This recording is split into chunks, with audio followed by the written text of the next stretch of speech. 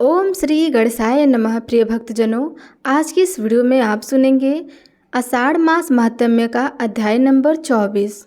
आज के अध्याय में आप जानेंगे कंडू मुनि का चरित्र और मुनि पर भगवान पुरुषोत्तम की कृपा का वर्णन। श्री व्यास जी कहते हैं, हे मुनिवरों, पुरुषोत्तम क्षेत्र संपूर्ण जीवों के लिए सुखदायी है। वह धर्म, अर्थ, काम और मोक्ष चारों पुरुषार्थों का फल देने वाला है। उस तीर्थ में कंडू नाम के एक महातेजस्वी मुनि रहा करते थे, जो परम धार्मिक, सत्यवादी, पवित्र, जितेंद्रियों और समस्त प्राणियों के हित में तत्पर रहने वाले थे। उन्होंने इंद्रियों को जीतकर क्रोध पर अधिकार प्राप्त कर लिया था। वेद वेदांगों के पारंगत विद्वान थे और भगवान पुरुषोत्तम की आराधना करके उत्तम सिद्धि प्राप्त कर चुके थे। उनके सिवा और भी बहुत से मुनि वहाँ उत्तम व्रत का पालन करते हुए सिद्ध हो चुके थे। तब मुनियों ने पूछा, हे साधु शिरोमणि, कंडू कौन थे और उन्होंने किस प्रकार वहाँ परम गति प्राप्त की थी? हम उनका चरित्र सुनना चाहते हैं, कृपया करके आप बताइए। तब श्री व्यास जी बोले, हे मुनीश्वरों, कंडू मुनि की कथा बड़ी मनोहर है। मैं संक्षिप्त में कहता हूँ, सुनो। गौतमी नदी के परम मनोहर एकांत तट पर, जहाँ कंद मूल, फल, शबीदा, पुष्प और कुश आदि की अधिकता थी, कंडू मुनि का आश्रम था। वहाँ सभी ऋषियों के फल और फूल सुलभ थे। केले का उद्यान उस आश्रम की शोभा बढ़ा रहा था। वहाँ कंडू मुनि ने व्रत, उपवास, नियम, स्नान, मौन और संयम आदि के द्वारा बड़ी भारी एवं अत्यंत अद्भुत तपस्या की। वे ग्रीष्म ऋतु में पंचाग्नि का ताप सहते रहे और वर्षा में खुली वेदी पर सोते और हेमंत ऋतु में भीगे वस्त्र धारण करके कठोर तपस्या करते थे। मुनि की तपस्या का बढ़ता हुआ प्रभाव देखकर देवता, गंधर्व, सिद्ध और विद्याधरों को बड़ा विस्मय हुआ। वे कहने लगे, इनका महान धैर्य अद्भुत है। इनकी कठोर तपस्या नितांत आश्चर्यजनक है।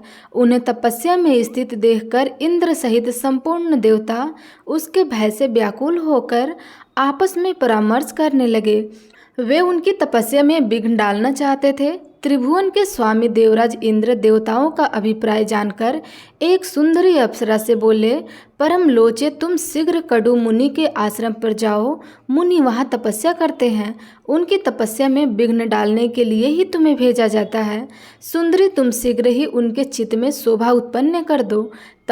तब परम लोचा बोली, हे सुरश्रेष्ठ, मैं सदा आपकी आज्ञा का पालन करती हूँ, किंतु इस कार्य में मैं तो मेरे जीवन का ही संदेह है।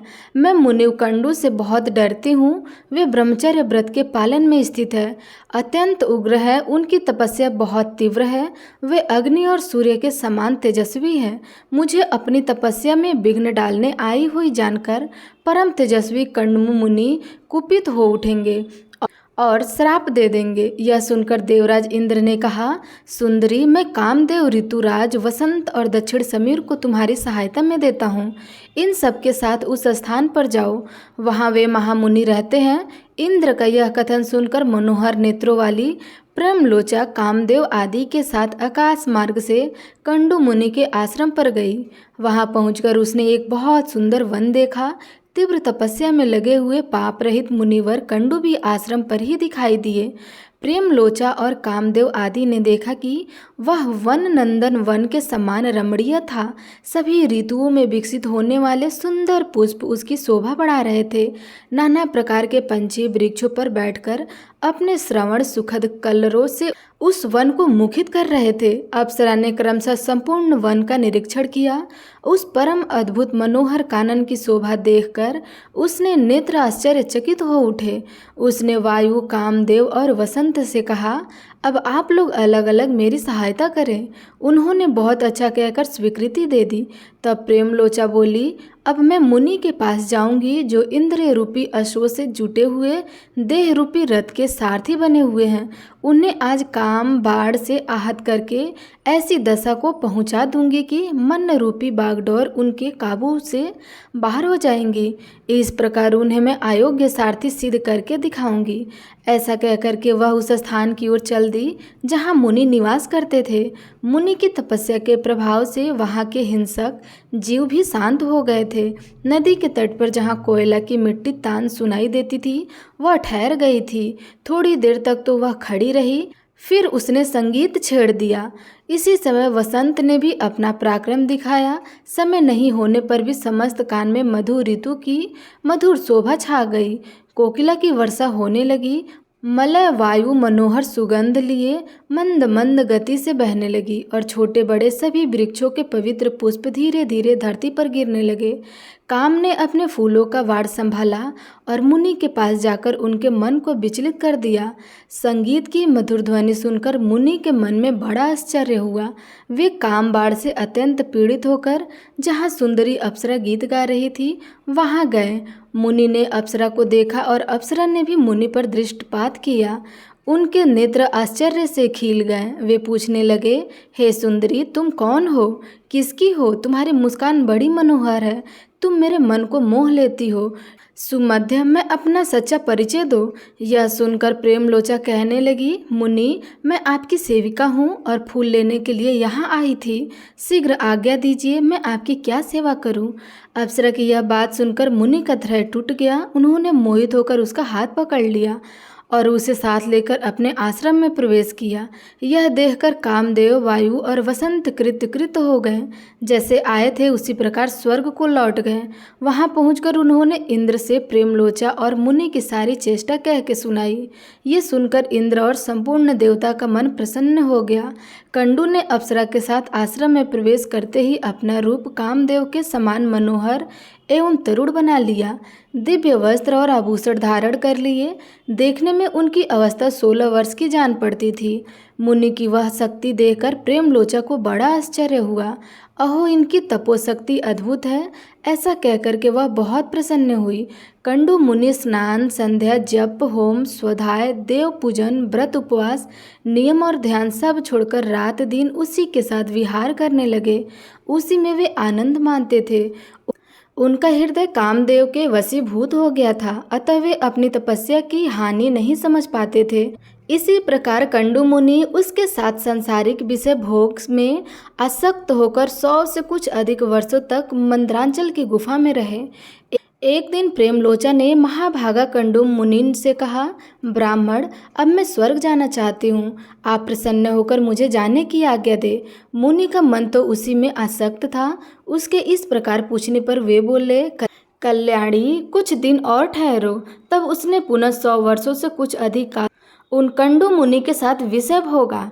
इसके बाद उसने पुनः जाने की आज्ञा मानी, किंतु मुनि ने स्वीकार नहीं किया, अतः उसे लगभग 200 वर्षों तक और ठहरना पड़ा।